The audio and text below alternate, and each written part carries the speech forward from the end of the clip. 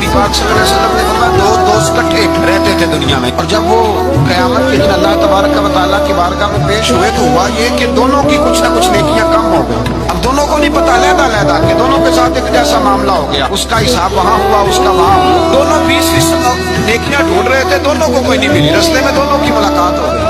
तेरा क्या बना? उसने कहा यार 20% कमी रह गई। तेरा क्या बना? 20% रह गई। अब दोस्त है ना दोस्त, दुनिया में भी सौदा नेकी का, आखिरत में भी नेकी का। फरमाते हैं उसने उसको नेकियां दे दी, वो जन्नत के दरवाजे पे गया तो उसके दिल में ख्याल आया मैं कितना खुदगर्ज हूं, उसने नेकियां दे के मुझे भेजा और मैंने उसका सोचा ही नहीं।